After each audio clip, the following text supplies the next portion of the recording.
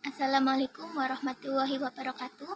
Saya Indah Mawardi dari Prodi Pendidikan Bahasa Indonesia NIM 20624 STKIP PGRI Jombang. Saya akan mendeskripsikan novel berjudul Hujan karya Terelie menggunakan teori psikoanalisis. Wujud konflik batin tokoh utama dalam novel Hujan karya Terelie. Yang pertama, konflik mendekat, yaitu konflik ini timbul jika suatu ketika terdapat dua motif yang kesemuanya positif, yaitu menyenangkan dan menguntungkan. Konflik batin yang dialami oleh tokoh utama Lail bermula dari banyaknya tekanan yang dialami setelah kejadian bencana alam. Ia selalu saja mengingat-ingat sosok kedua orang tuanya. Ia tidak menyangka semua kebahagiaan hilang seketika saat hujan melanda. Sifat tokoh selalu mengingat-ingat sosok kedua orang tuanya yang meninggal saat bencana alam. Perlahan menimbulkan keinginan dalam dirinya untuk membenci keadaan yang dialaminya. Terlihat pada kutipan novel berikut. Lail hanya diam sepanjang hari, melamun. Berita tentang ayahnya telah memukul sisa semangat hidupnya. Dia masih berharap ayahnya akan pulang minggu depan sesuai jadwal. Mereka berkumpul kembali. Dia bisa ikut ayahnya pindah. Itulah satu-satunya skenario yang ada di kepala Lail sejak gempa kemarin pagi. Bukankah kota tempat ayahnya bekerja jauh sekali? Bagaimana mungkin bencana gunung meletus juga tiba di sana? Konflik batin yang dialami oleh tokoh utama di atas disebabkan ketertekanan ego.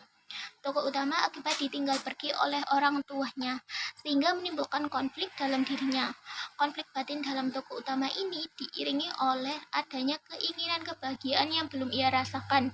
Namun, kesedihan yang sangat mendalam yang selalu muncul dari sosok Lail untuk bisa menerima kepergian kedua orang tuanya. Hal tersebut terlihat pada bagian kutipan berikut ini. Lail menahan nafas, rasa sedih menyeruak di dadanya, kenangan saat ibunya terjatuh ke bawah lubang anak tangga darurat muncul di kepalanya. Seperti layar televisi yang mengulang sebuah adegan gerakan. Lambat, esok memegang lengannya tersenyum. Tapi setidaknya mereka bisa mendapatkan penguburan yang layak di pemakaman umum. Mereka mendapatkan penghormatan terakhir. Yang kedua, konflik mendekat menjauh. Konflik ini timbul jika dalam waktu sama timbul mengenai dua motif yang berlawanan, mengenai satu objek. Motif yang satu positif dan yang lainnya yaitu negatif. Salah satu wujud konflik batin yang dialami oleh tokoh utama Lail adalah ketika dirinya merasa bimbang dengan perasaan cintanya dengan Esok. Perasaan tersebut muncul ketika Esok lebih mengutamakan Claudia dibandingkan dirinya. Lihatlah Esok lebih banyak menghabiskan waktu bersama keluarga seangkatannya, juga menyapa teman-teman kampusnya. Dan yang membuat Lail semakin cemburu, Esok lebih sering berbicara dengan Claudia, berfoto bersama Claudia, bergurau dengan Claudia, dan tertawa. Mereka terlihat sangat akrab. Sementara Lail lebih banyak menghabiskan waktu dengan mendorong kursi roda ibu Esok berdiri menonton seluruh kejeriaan. Pertentangan antara id dan ego menimbulkan konflik batin dalam diri tokoh Lail, karena dirinya harus memilih antara dua pilihan yang sangat sulit, yaitu antara cemburu atau menjaga hati. Rasa cemburu dari id terharang oleh sosok Claudia yang baik dan lebih dekat dengan Esok. Claudia pula menjadi anak dari wali kota yang sangat dermawan. Perasaan menjaga hati id diterapkan oleh tokoh Lail sehingga muncul super ego bahwa sosok Claudia yang dihormati pula oleh masyarakat. Kebimbangan dalam diri tokoh Lail karena keputusan ego atau untuk menyingkirkan sosok ego perlahan menghilang ketika dirinya mengetahui bahwa Claudia menjadi sosok teman dekatnya dan begitu baik dengannya. Keinginan tokoh utama untuk menghilangkan rasa cemburu terhadapnya Esok, kepedulian id terhadap super ego membuat Lail akhirnya memilih pasrah terhadap apa yang terjadi pada dirinya, sehingga id lebih mendominasi. Apa yang sebenarnya terjadi, Lail? Maryam bertanya saat mereka telah duduk di dalam mobil. Memberitahukan nama hotel dan milik mobil wali kota melaju. Lail memilih diam. Kamu cemburu melihat kalau dia begitu dekat dengan Esok, kan? Maryam tambah basa-basi langsung mengatakan apa yang dia pikirkan. Lail tetap memilih diam. Permasalahan pada diri tokoh utama membuat It berada dalam kesadarannya terhadap konflik batin yang ia rasakan. Di sisi lain, super ego menahan dengan anggapan bahwa semua yang terjadi akan baik-baik saja bagi Lyle, Claudia, dan Esok. Kesenjangan antara It dan super ego inilah yang menjadi ego Lyle sulit memutuskan dan menyebabkan rasa kebimbangan yang luar biasa pada tokoh utama Lyle. Yang ketiga, yaitu konflik menjauh. Konflik ini terjadi apabila pada saat yang bersamaan timbul dua motif yang negatif dan muncul kebimbangan karena menjauhi motif yang satu, berarti harus memenuhi motif lain yang bisa juga negatif. Konflik ini terlihat pada sosok tokoh Lyle mendapati kabar ayahnya yang terkena musibah. Ia seakan tidak percaya dengan ayahnya yang jauh dari gempa ikut menjadi korban. Lyle merasa bahwa ayahnya masih hidup dan ia ingin ayahnya pulang. Hal tersebut terlihat pada bagian kutipan berikut. Lyle hanya diam sepanjang hari, melamun berita tentang ayahnya telah memukul sisa semangat hidupnya. Dia masih berharap ayahnya akan pulang minggu depan sesuai jadwal. Mereka berkumpul kembali, dia bisa ikut ayahnya pindah. Itu satu-satunya skenario yang ada di kepala Lyle. Ketika di perjalanan Esok melihat sebuah bus dan ia ingin turun dari bus saat bus sedang berjalan menuju Central Park. Tiba-tiba ia meminta sopir bus untuk berhenti. Tetapi sopir tidak ingin menghentikan bus yang ia kendarai. Lyle tetap menyuruh sopir untuk berhenti. Hal ini terlihat bahwa ego dari Lyle ingin tersampaikan. Lyle segera berdiri, rasa senang seperti mengimpit dadanya. Dia berlari kecil di lorong kursi, tiba di bagian depan bus. "Stop, Pak, stop!" Lyle berseru. Sopir bus kota menoleh. "Duduk, Nak, kamu tidak boleh berdiri."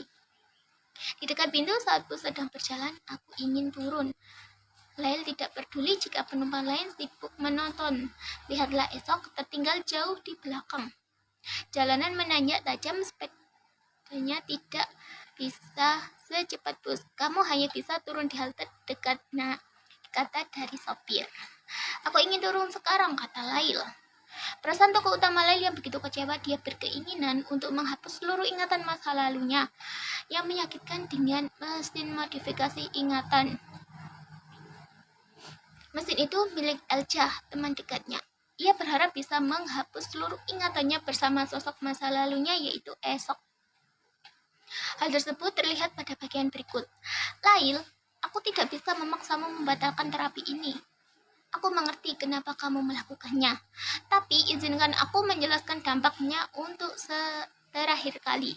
Sekali mesin modifikasi ingat dijalankan, maka seluruh benang merah di saraf otakmu akan dihapus."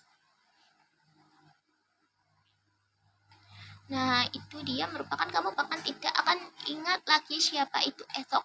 Dihapus begitu saja. Setiap kali kamu melihat fotonya di televisi, wajahnya di buku, tidak akan ada kenangan yang tersisa. Apakah kamu paham dampak dan tersebut dan siap menerimanya?